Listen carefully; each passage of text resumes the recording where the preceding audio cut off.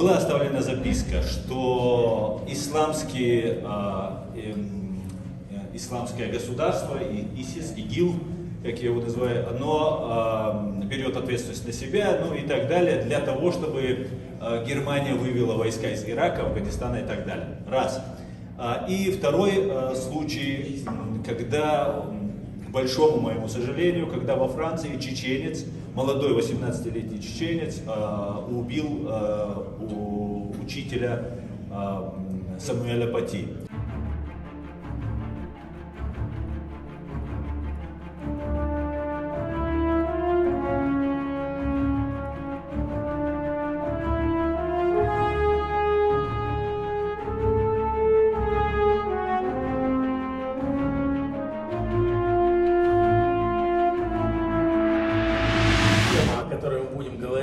Радикализация мусульманского населения Европы, европейские страхи. Есть ли под ними основания или это иллюзия? Если бы эта тема нуждалась в актуализации, то сегодняшний день приносит актуализацию. Это настолько актуальная тема, что я думаю, все последующие дни, может быть, годы, она останется достаточно актуальной. Сегодня во Франции начинается суд над террористами из Батаклана, из магазина, из поезда и так далее. Вы знаете всю эту историю. Если бы не это, был бы случай, в случае нападения террористического на Шарли Эбдо. Я думаю, что в будущем, в принципе, нам будет о чем говорить в связи с радикализацией или предполагаемой радикализацией мусульманских землячеств в Европе. Вообще, мы сейчас уже понимаем, что мир — это не то, что есть, а то, что нам показывают средства массовой информации. Поэтому нужно быть особо внимательными и отличать информационную и часто пропагандистскую картину мира от реальной. На нашей панели здесь собрались люди весьма опытные в этой сфере, имеющие личный опыт соприкосновения с этой сферой. И главное, что тоже важно, представляющие в данном случае очаги возможной напряженности, что может быть более актуально, чем, скажем, высказывания представителей Литвы, Польши, которые столкнулись с этой проблемой впервые, но зато вплотную, что может быть актуальнее, чем позиция Германии, как говорится, матери всех достижений и ошибок, что может быть актуальнее, чем позиция Соединенных Штатов. И все это представлено у нас здесь в панели. Поэтому я сразу, долго не задерживаясь, начну с самого актуального. Кстати, Кестутис, господин посол Литвы в Молдавии, но в принципе с большим дипломатическим багажом, сказал мне незадолго до нашей встречи, что аспект имеет миллион разных, что проблема имеет миллион разных аспектов. И это так. Мы можем говорить об адаптации землячеств, наоборот, об дезинтеграции, о бессмысленных требованиях, предъявляемых этим меньшинствам. Все мы помним, что есть требования совершенно, как говорится, несовместимые с жизнью, которые умертвляют сам смысл жизнедеятельности этих землячеств. Мы, может быть, вернемся еще потом к ним. Итак, дело в том, что каждый из наших участников будет говорить, как сказано, о том языке, какой ему в данном случае приятнее, поэтому следите за линией, как говорится, переводчики сзади. Я попрошу госпожу Фогель, которая не случайно оказалась рядом со мной здесь. Она в данном случае, она специалист, так сказать, по глобальному решению этого вопроса. Но в данном случае она еще и представитель Германии, а, как я уже сказал, Германия ответственна за все достижения и за все ошибки, связанные с этим вопросом. Поэтому, Натали, vous êtes la première. Merci. So I will talk to you in English if it's no problem. My name is Natalie Vogel. I'm with the European Value Center for Security Policy in Prague, and we are working on questions of disinformation, the fight against disinformation influence operation, and of course the question of the refugees, was on the agenda the question of the radicalization of the question of the radicalization of the Muslim population in EU member states is also on the agenda when it comes to the treatment of the information and the use that hostile entities make of that topic. So bear with me, I'm going to give you an example, and this is where I can touch upon the topic as someone who is actually not a specialist on migration, and certainly not speaking on behalf of the German government. I think I would be fired after one day if I were to work for the Merkel administration, given the agenda on that topic. So, I came to deal with such questions very concretely as someone whose field it is not to look into such issues. Actually, in August 2019, when a KIST citizen called Selim Khan was liquidated on German soil. This gentleman had sought refuge in Germany and had applied for asylum. His asylum was denied. But he was tolerated on German soil. And all of a sudden, it hit the news. He had been killed in the Tiergarten, which is walking distance of the Chancellery. And our job, as I said, is to monitor Russian propaganda and the Russian treatment of certain topics in the German language. Among other languages, we cover, I think I counted, Martin Swarovski is here, something like 15 languages. We are able to monitor disinformation in the European Union quite well. And we noticed that the usual suspects had been treating the news in such a way that a huge disinformation was running our way. Suddenly, Selim Khan was a terrible, very dangerous person. We didn't know at the end of August who had killed him, but he was certainly a terrorist. He had blood on his hands. And Russia Today was, of course, very involved in the coverage of this and was using the question of radicalization and jihadism at length to portray the victim as someone who, let us put it this way, every German citizen should be happy not to have on austerity.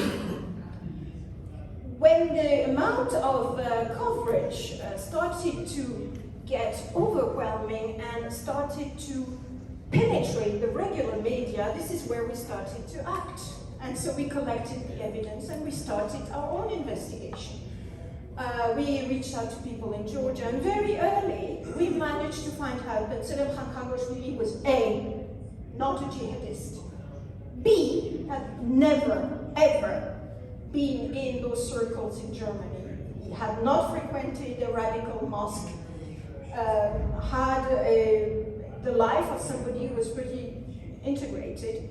And a little anecdote, when 3 or 4 days before he was killed, a friend from Georgia visited him. She asked him, "What do I bring you from home?" And he said, "I would like a jar with Georgian earth." Now, if that is a Muslim radical, I have a bridge to sell you. But still, this wave of disinformation was everywhere. And then came the statements of Vladimir Putin later, who claimed that Khan-Kashmiri was involved in bombing in the metro, which we also managed to identify quite quickly, just by looking very thoroughly at where Khan-Kashmiri had been when. And we managed also to inform the press not to go that way. Our job was to tell them, look, Muslim radicalism is a problem. There is also a problem in Germany with refugees coming on our territory unchecked. And there is also a problem of terrorism. This man is not part of the agenda. And the work we've been doing at EBC was basically based on reputation protection, and we worked against cliches and stereotypes that hit the victim. was very hard. Now, I am not a Chechen or a Kist, so I can't speak on their behalf, but we have a few here who can tell you what it is in Germany to be a Chechen and be put in the corner of terrorism, of Muslim fundamentalism and jihadism. It's very hard if you are integrated, if you are a normal member of the community, you've got a job, you still are a Chechen, you stay a Chechen, and the Russian disinformation networks in Germany have a long legacy of working to keep that message going in the German media. A Chechen has a long beard and is going to blow himself in the metro in Berlin. That's a Chechen German. We need to be careful here. This is just a warning. I'm not a specialist in the question. I'm not minimizing the problem of jihadism, but bear in mind that Muslim fundamentalism makes many victims in Germany. We have legions of crimes that are committed because of this.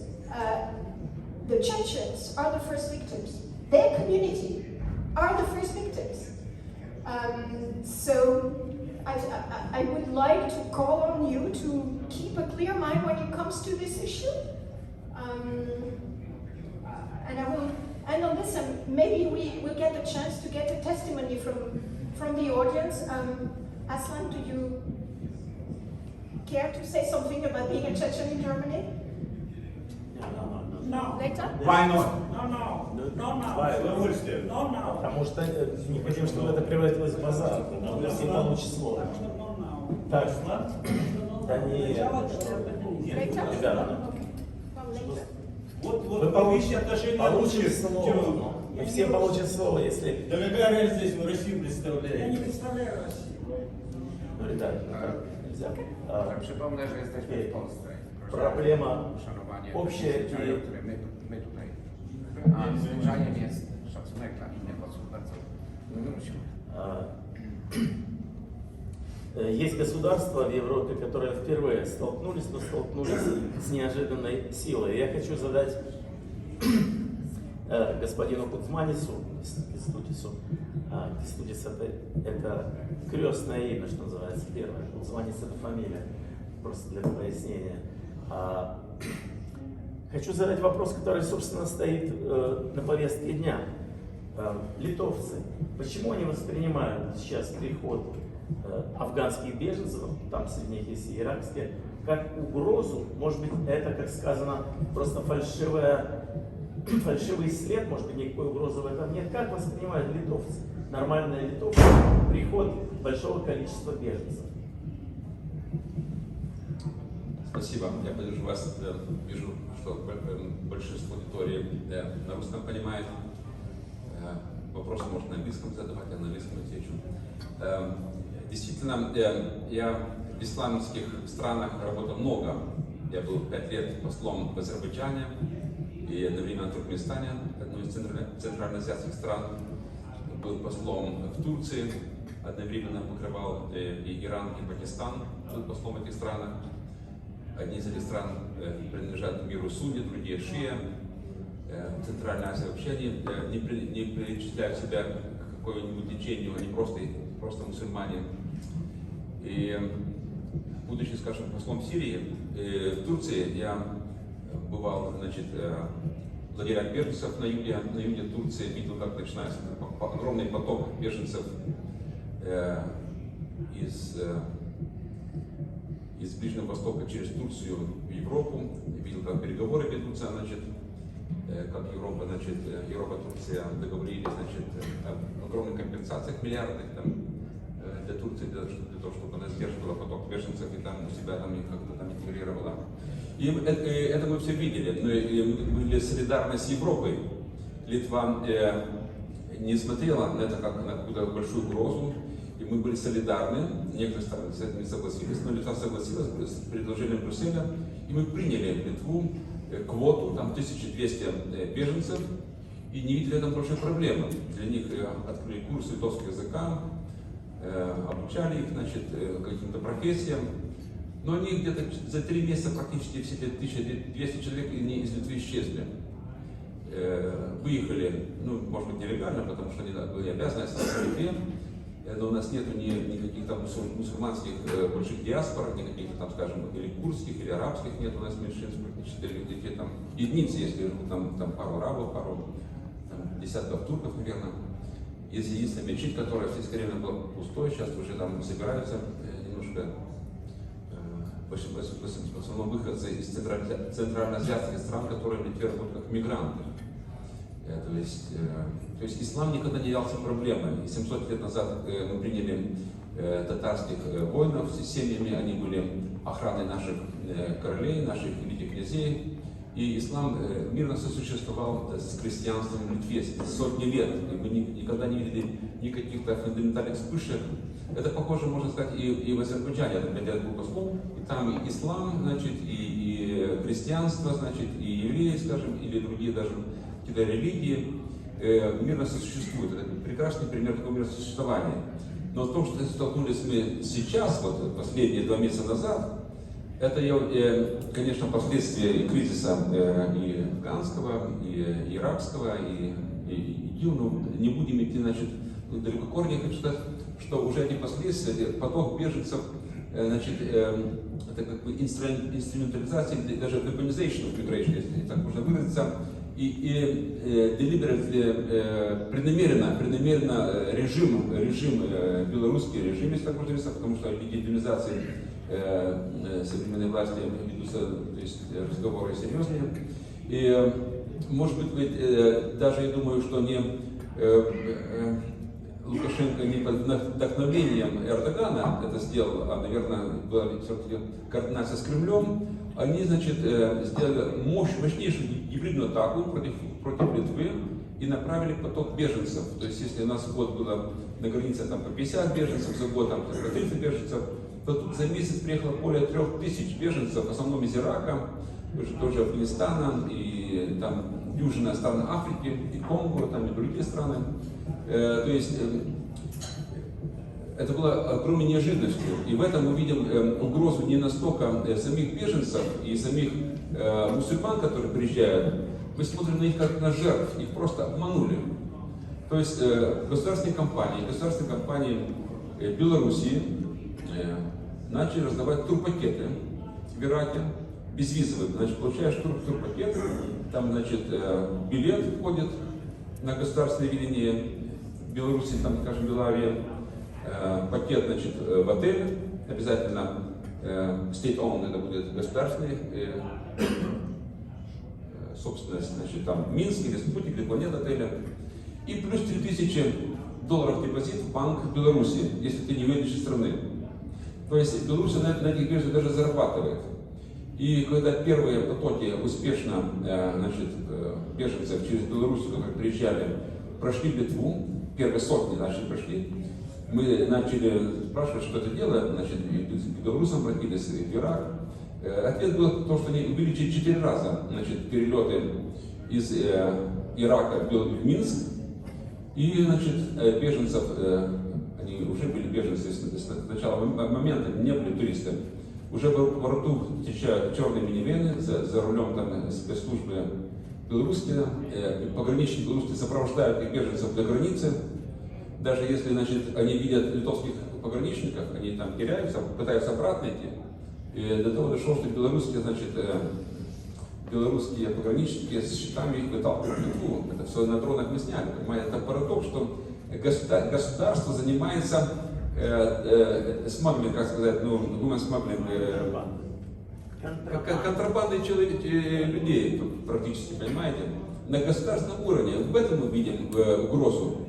Не в исламе мы видим угрозу, а то, что, значит, страна в ответ за то, что мы поддержали демократические процессы, гражданское общество в Беларуси, она, значит, оркестрировала такую гибридную атаку. И, скажем, у нас сейчас 5000 беженцев за пару месяцев накопилось моментально, они там ни языка не знают, не готовы, они сами говорят, что нас обманули. Мы предлагаем пакет билет, плюс 300 евро там на daily allowance, чтобы они вернулись. И многие уже начинают возвращаться. Мы обратились, значит, диалог с Беларусью не получился, обратились, наш министр обратился к министрам Ирака, чтобы остановить эти полеты, чтобы доказать, что это фикция, это никакой не туризм, это организованный огромный поток беженцев в Литву. Когда мы закрыли границу, я был благодарен соседям и европейским странам. Чехия выдала нам $600 000 на покупку концертины, это такая барбитвая, как сказать, режущая проволока. И Латвия, Эстония, колючая проволока, присоединились другие страны. И мы как моментально, значит, волонтеры наши вышли десятки тысяч, у нас есть такой союз стрелков добровольных, у них нет оружия, но они называются стрелками. Это такой добровольческий, поддержку порядка, скажем, 100 лет этой организации. Мы перекрыли границу, они уже видят беженцев, что значит в Литву как бы не попасть, они начали просачиваться в Польшу, в Латвию. Это уже, и мы сразу говорим, что это не проблема, это проблема Евросоюза. Это уже стала региональная проблема. Уже мы координируем с Польшей, как это, значит, какие-то превентивные меры. И что я скажу, это, я думаю, мы как бы тогда поддерживали позицию, что это распределение квот, но мы сейчас этих 5 тысяч не просим, типа там, давайте по квотам обратно, там, Германия пускай возьмет. Мы думаем, что это неправильный сигнал, что вы приезжаете, мы вас по квотам распределяем по странам. Мы даем неправильный сигнал этим странам, что значит можно бежать, вас распределяют. Надо не распределять, то есть не приглашать к себе, наверное, а все-таки работать на превентивные меры, там, скажем, и поднимать экономику этих странах надо. Это элементарные вещи, которые мы все знаем. Ну, то есть надо как бы в начальной фазе превентивные меры. И к чему я говорю, это наша общая обязанность всего Евросоюза. Опять же, я призываю к солидарности. Уже у нас огромная кооперация и понимание с Польшей, с Латвией, с Чехией, то есть которые понимают, что это такое, скажем. Но, я опять очень сказал, сами как бы с Востока организовали войну беженцев к нам, и сами волну беженцев, и сами огромную волну пустили дезинформации, что вот они приезжают в Литву, беженцы, а литовцы там их, значит, держат в каких-то школах, не отопляем, хотя еще лето, это, скажем. Ну, конечно, мы были не готовы. Мы были не готовы. И там даже напряжение, потому что на одной территории и курды, и арабы, и афганцы, и индусы, и пакистанцы, у них уже касты определились, кто там руководит, кто там местная организация, может там арабы с курдами, верхняя каста, там, Индия, Пакистан, куда-то ближе. То есть там какие-то уже нехорошие, там такие, ну как в тюрьму, процессы. И это к чему я говорю, что вот, мы возмущены не тем, что значит беженцев, наверное, из них часто и принимал участие в каких-то военных мероприятиях. Действительно, может быть, там и остатки ИГИЛа или там талибаны могут под этими беженцами своих засылать, каких-то там боевиков, если так можно выразиться, потому что в основном огромный поток, там, скажем, 80% это молодые спортивные ребята, то есть накачанные, если так можно выразиться. Там женщин, дети, там одна из 100, только может для прикрытия, то есть, понимаете, это тоже беспокоит. Я не хочу далеко заходить, но именно ислам теряет, то есть ислам пользуется. Ислам прекрасная религия, как и другие религии. Ничем, то есть они, вот эта группа религий, она все в одном, и иудаизм, и христианство, то есть это использует кто-то, ислам, это же самый ислам для каких-то других целей. Вот это нас беспокоит. Окей, я вынужден следить за временем. К сожалению. У нас очень мало времени. Поэтому господин Роберт Пщаль, у него тоже богатый опыт работы в международных организациях. И что меня больше интересует в данном случае, не технология проникновения, она всем понятна, а эффект, который производит эта неожиданная, нелегальная иммиграция на общество, на литовское, на польское общество. Разве не происходит в этом обществе серьезных изменений под влиянием этой иммиграции? Пожалуйста. Спасибо. No, я все-таки пройду на английский. The problem of, let me actually start with, first of all, making a confession as similar to Natalie. I'm not an expert when it comes to localization issues on that. I have worked 20 years in NATO, nationalization, and the truth of the matter is that when you have to sort of analyze the problem in various phases, right? So it goes without saying, when we speak about the problem of potential radicalization as caused by legal migration, then what is the cause? of legal migration. And again, having worked many years in NATO, it just happens. You know, we in NATO, we say sort of, internally it's not in a document, we don't do religion. You know, members of NATO very different, just different backgrounds, and that's, you know, we're very, NATO is a very, if you like, ecumenical organization. But as it happened, because of a variety of problems that international community was facing, that we have come across those situations in which illegal migration and potential radicalization was part of the security problem. The first case was actually, going back to the 90s, was the case in the Balkans. But let's not forget the question of Bosnia and Herzegovina, right? There was a variety of roots of the conflict, but you know, the religious divisions were one of them. And we tried to, I mean, there are other organizations who deal with the issue in particular, but the truth of the matter is that security, or the lack of security, or the existence of conflict, is the first driver of the processes which set in motion illegal migration, and then ultimately, when you are dealing with a large influx of people into particular societies who have a different, let's say, social, sometimes religious, you know, composition, it may lead to potential problems there. So I wanted to mention this because, you know, there are different kind of layers to this, and it's I think if one just concentrates on one aspect. Second point I would like to make is, in a way, reinforce perhaps the point made by the two colleagues on the panel. They both mentioned two important examples of how, let's call them bad guys for short, right?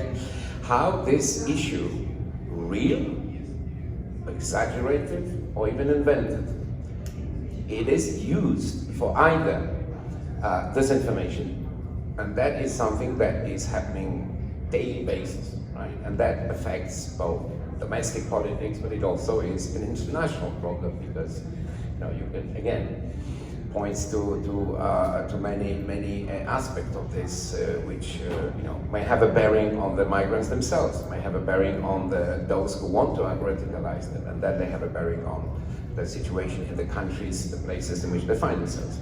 And the second issue, which is perhaps most recent one, but it is of immense importance because that's something which really we should not get used to. The international community simply should not accept, you know, as part of a hybrid warfare, as it's often described, the use of human beings for you know, political ends. It's one of the most immoral things that you can do, but it's being done, and it's done by a state.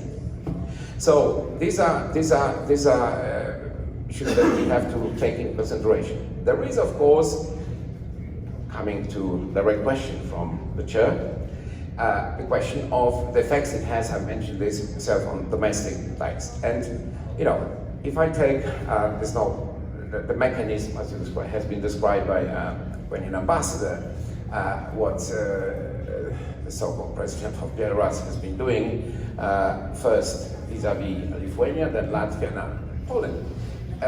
Obviously, it is playing, if you like, in the environment of each country because there are, you know, it's a new situation. It's a form of aggression, right? And there is an interesting paradox looking at, if you like, the local geography. If you look at the border from which this hybrid operation, that's what one should call it, is being conducted. You know, as it happens, it's very much our histories are intertwined, right? Poland and Lithuania, and we do have, it's not huge, but we do have a Tatar community which actually is perhaps, you know, mainly living in the area not far from the border, and I have not heard any problems of the nature related to that. There's some other parts, again, because Three Tatar villages in Poland. No, немножко больше, чем три. No, it's, again, we can talk about, it's close, there is like this, you know, I could not go, but my sister 2 weeks ago, she went to this wonderful, a few weeks ago, Tata Culture Festival and so on. So that's something which it does not, it's just part of the composition of my country in this case. But the issue, and if I look at, and I live in Brussels, it is true that when these are, you know, again, each process may have different sort of starting points, but when we talk about the internal potential radicalization, shall I mention a famous district of Brussels, Molenbeek, right? It is simply the case, and I would, you know, give credit to the Belgian authorities in Brussels, because they have, if you like, recognized the fact that various mistakes have been made. And the most interesting thing is that when it comes to that, using this example specifically, it was actually the local, predominantly, or that's, you know, Muslim community in Molenbeek, which had been trying to draw the attention of the local authorities. Please do something, because you have this problem of, for instance, unregistered mosques, various people coming from abroad who have nothing to do with the local community. So lessons, I think, have been learned. We could perhaps talk about this, and I'm sure that people on the panel who know more about those. But the thing is that, again, coming back to my starting points, and I'll finish that, you have to look at the issue, which is the topic of this discussion from, if you like, the global perspective, the forces which drive people in their thousands across borders, whether it's now in Afghanistan, of course, where it's from Syria, where it's Yemen, where it's North Africa. Then you have to look at the situation, if you like, on the border, and those who get involved for completely, you know, nefarious reasons. And then the third aspect is indeed, just like a separate topic, the question of integrating the people who then legally abide in the countries which they live, and how they integrate. So I'll stop there. Thanks a lot for your perspective. Was already said that Russia is conducting a kind of hybrid informational war against the West. Oh, sorry. Уже было сказано здесь, что Россия ведет гибридную информационную войну против Запада, навязывая ему некие стереотипы. Поскольку я прожил решительно большую часть своей жизни на Западе, вне России, то меня поражает другое. То, что Россия ведет себя, как она вела себя всегда, это же не должно поражать, надо быть готовым к этому. Меня поражает готовность Запада воспринимать и воспроизводить эти стереотипы, предлагаемые Россией. Ну, приведу пример. Вот я уже сказал, что сегодня в Париже начинается мощный процесс по делу о 130 погибших. Это Батаклан, это убийство в кошерном магазине, это в поезде попытки. Большая группа, правда, судит-то всего одного человека, он остался в живых. Большая группа террористов. Любопытно было посмотреть, хотя это не политкорректно. Если бы вы взглянули на национальности террористов, вы бы поразились тому, что среди них есть марокканцы, есть представители мусульманских общин Черной Африки, Мали, Нигерия. Самые разные люди. И только одного среди них нет чеченцев. Но ни одного из них террористов. Разве марокканцы воспринимаются там французским населением или вообще французской печатью как какие-то особо опасные люди? Да нет. Наоборот, это, в общем-то, милейшие люди. То, что среди них найдутся выродки, везде найдутся. И даже у саудовцев нет такого отношения как бы к людям саудовским, несмотря на все эти 11 сентября и прочее. Но нету. А России удалось вот это навязать западному восприятию, особенно, конечно, мещанскому бытовому восприятию, именно по отношению к чеченцам. Госпожа Курочкина Инна, вы специализируетесь в каком-то смысле на этом вопросе, поэтому, пожалуйста. Спасибо, дорогой. Я не то что специализируюсь, я просто стала принимать очень близко к сердцу последние события, связанные с тем, что на чеченцев навесили ярлык террориста на весь народ. Я с этим сталкиваюсь последние несколько лет. До этого я просто не уделяла этому внимания, но когда стала уделять, мне стало просто действительно плохо.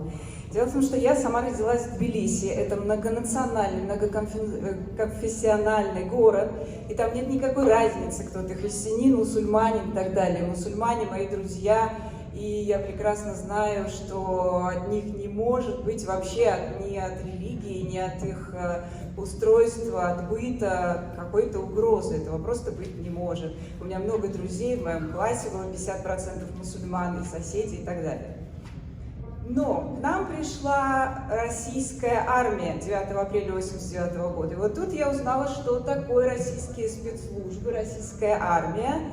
И потому что российские солдаты убили грузинских женщин. И вот тут я поняла, что вообще не так в мире все легко и просто.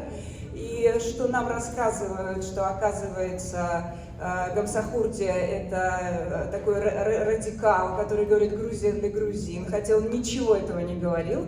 Но российская пропаганда уже тогда, задолго до Путина, из-за Russia Today, стала нам рассказывать, что русских бьют в Грузии. То есть я русская в Грузии, но меня не били. Я клянусь, что я очень хорошо себя чувствовала при Гамсахурде, я была свободная.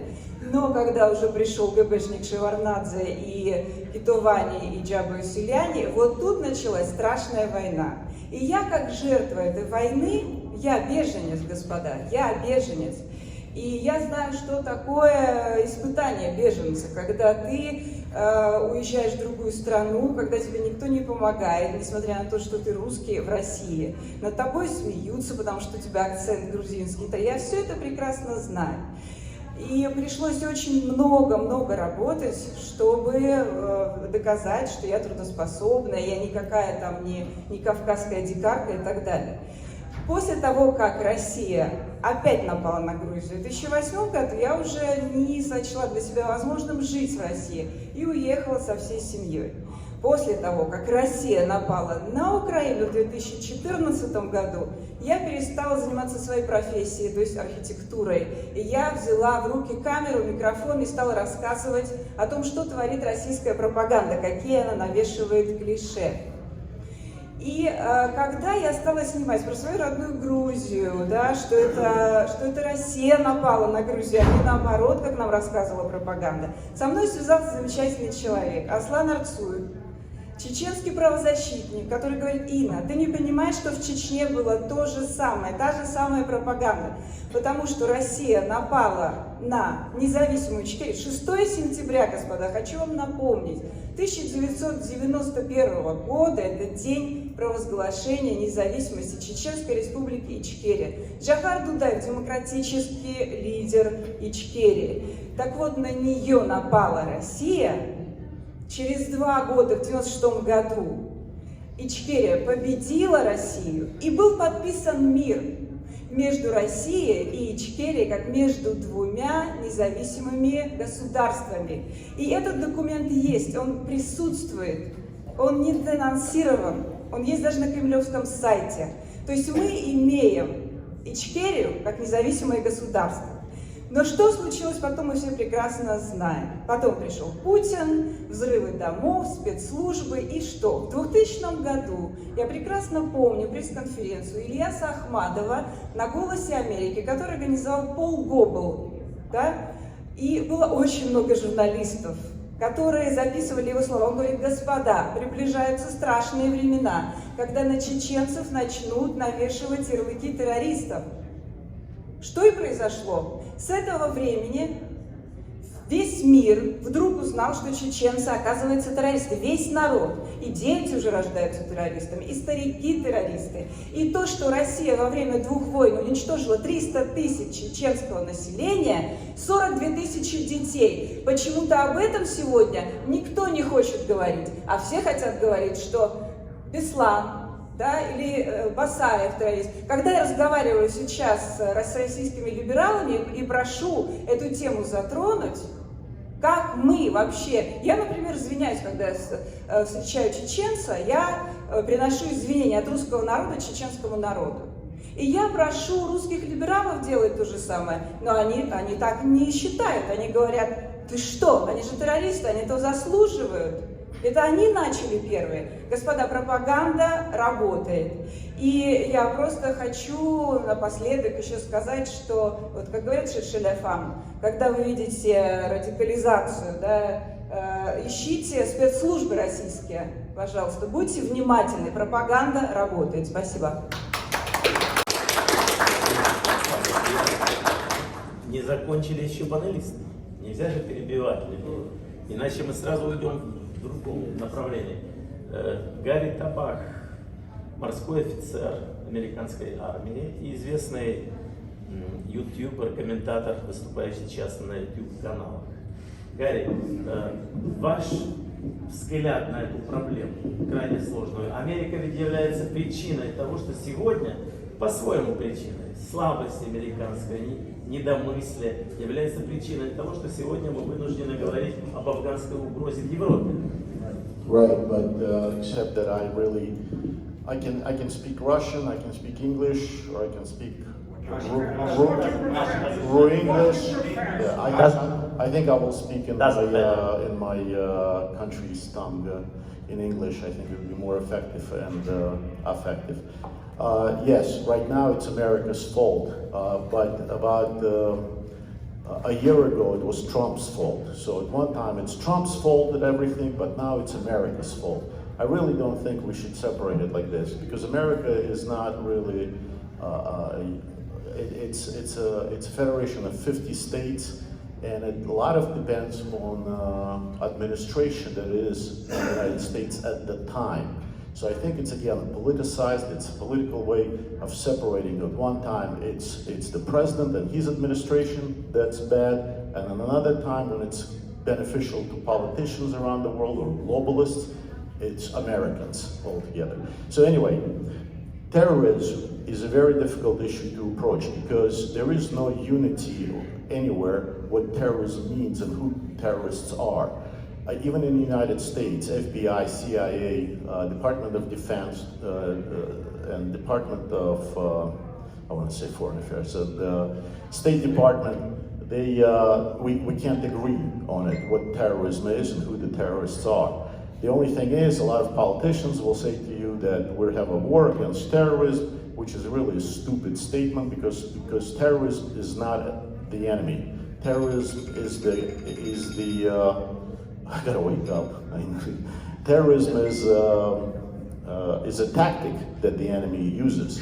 So you can't fight the tactic. It would say, like if my grandfather said he didn't fight the Nazis, actually he called them crowds, Germans, whatever, the derogatory way. He would say, you know, we're fighting blitzkrieg. It's not the Germans, it's a blitzkrieg, that's the enemy. So anyway, today it's a very complicated issue. What happened was, I think, is planned but unexpected. What happened in Afghanistan, and it's creating already lots of refugees. It's going to create more refugees. It's going to bring more chaos into the world. And again, yes, it's because the world gendarme, the world policeman is very weak, or we don't even have the policeman. And we all know from the Bolshevik coup d'etat, first thing they did, got rid of the police. So yes, we have right now a missing policeman. Now, don't trust any government when they tell you they're vetting the refugees. I was a refugee, my family was vetted. We're not vetting. All those hundreds of thousands of refugees that the United States has taken in so far are not the ones that we've been fighting with shoulder to shoulder, back to back, who are trusted comrades, who are trusted shipmates. But took some, the pictures I see, it's mostly young men of draft age, of military service. And I don't know who they left their women and little girls in Afghanistan to whom to deal with. Yet we don't see any women rights organizations or anybody else protesting this or somehow supporting it. Everybody's staying quiet about it. So vetting it is going to be very, very difficult, if impossible. May I remind you, on this anniversary of 9/11, all of the terrorists that took part in 9/11 attacking the United States were vetted. They were all cleared by the United States. So the reason it's going to be vetted, the vetting process is going to be difficult or maybe even impossible, and you will not hear it in the mainstream media, is because, for example, ISIS, and now our security forces are already saying that they have identified 100 ISIS and Taliban and Al-Qaeda terrorists among those refugees. And those are ones that were, obvious ones. But you will not hear this in the mass media, mainstream media. The thing is that the reason it was very difficult to fight ISIS is because they knew how to infiltrate terrorists into the societies. Why? Because ISIS was full of security forces and former officers of the Iraqi army and Iraqi Ba'ath Party. They were trained. They were trained by the Stasi, by the East German Stasi, how to infiltrate, because they had a great experience infiltrating West Germany with their agents. So they're very well trained and they will infiltrate. All the refugee problem that is going to be created is going to create more refugees, because right now Taliban is a huge victory. At first they have collapsed and defeated great evil Soviet Union, and now they have defeated even greater evil, the Americans, the infidels.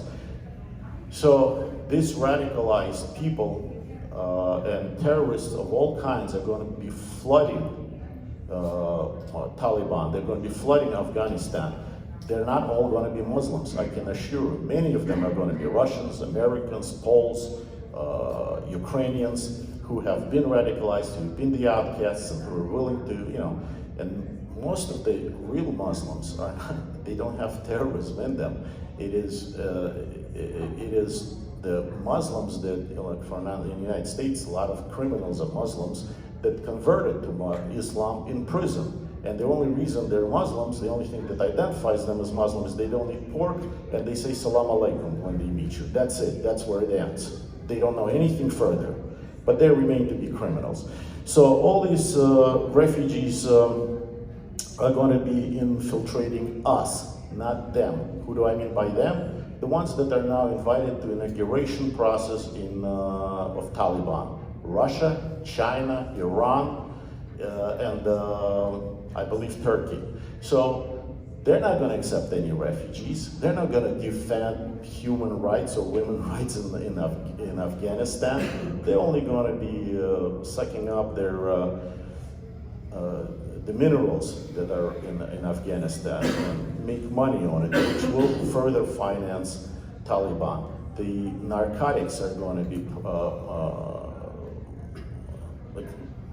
take part, because we know that Russia has been dealing in narcotics for a long time, and we all remember the story where the president's airplane in Argentina was trying to transfer 2 tons of cocaine from the Russian embassy compounds, and that's what we caught. Can you imagine what's going on in Colombia or Venezuela?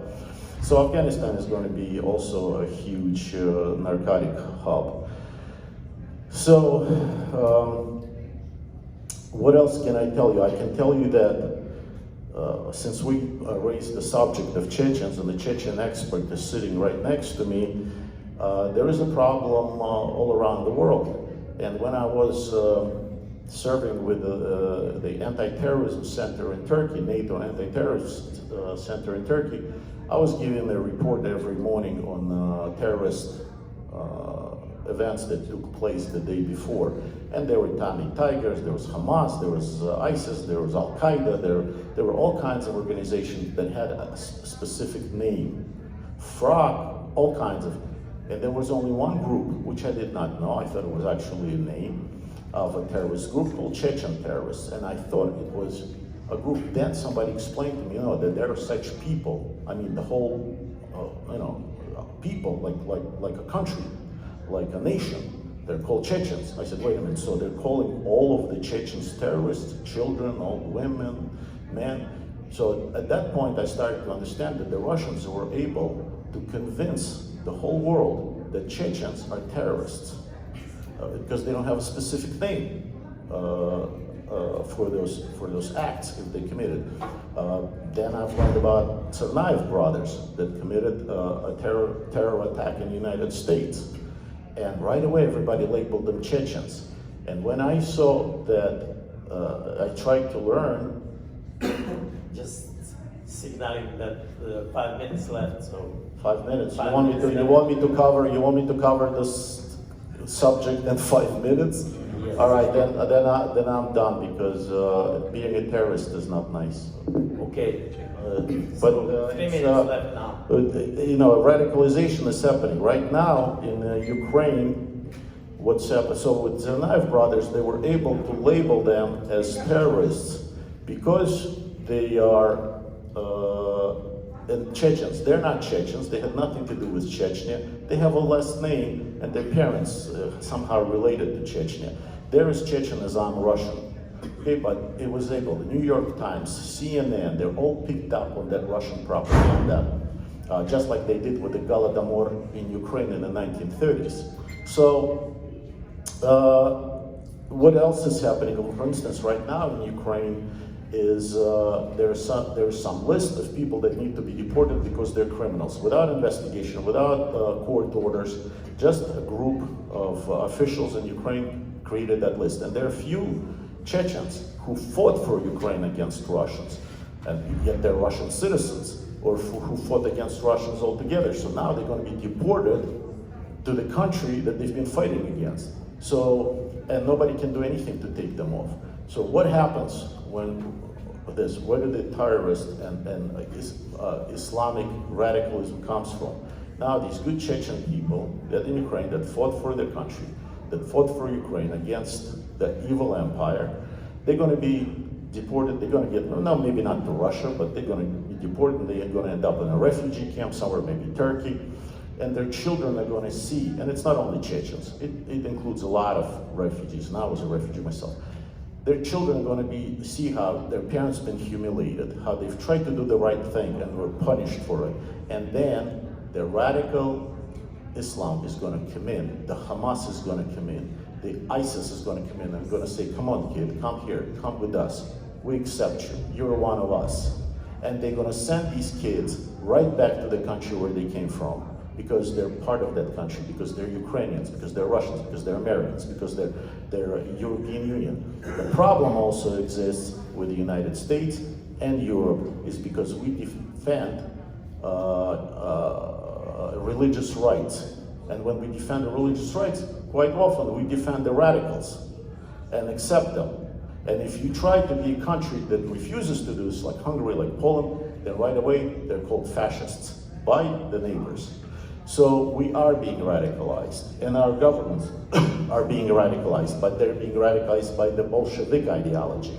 And that Bolshevik ideology is creating the environment that we're in right now, because many governments today are radicalized by Bolshevism, and now we end up with Afghanistan. That's the result of it.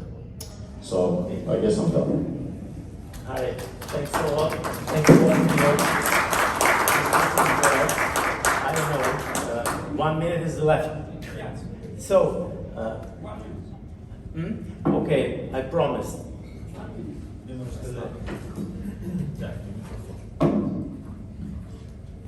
Спасибо.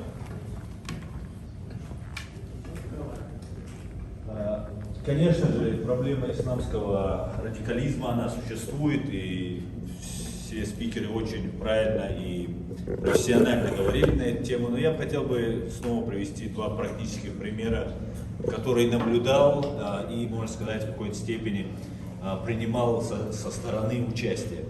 Это один из случаев террористического акта в Германии против футбольной команды Дортмунд-Боруссия. Террористом оказался человек, родившийся в России, молодой человек, и потом проживал в Германии. Так вот, после того, как совершилось это нападение, террористический акт, тройной взрыв был, слава богу, погибших не было, были ранены, к сожалению. Была оставлена записка, что исламское государство, ИСИС, ИГИЛ, как я его называю, оно берет ответственность на себя, ну и так далее, для того, чтобы Германия вывела войска из Ирака, Афганистана и так далее. Раз. И второй случай, когда, к большому моему сожалению, когда во Франции чеченец молодой 18-летний чеченец убил учителя Самуэля Пати. За этой ситуацией я тоже следил, и эта ситуация тоже очень сильно нагнеталась, и она опять же нагнеталась российскими службами, российскими чиновниками, в том числе Рамзаном Кадыровым, Магомедом Даудовым, Адамом Демельхановым. Это палачи чеченского народа, которые сейчас на службе у Путина, у КГБ и убивают чеченцев. Так вот, я хочу сказать, что, как здесь правильно все спикеры говорили, дополнить их и просто этим примером рассказать, что да, проблема существует, но есть заинтересованные лица в Кремле, на Лубянке, которые пытаются всячески увеличить и масштаб вот этой проблемы. Спасибо большое. Спасибо за предоставленное слово.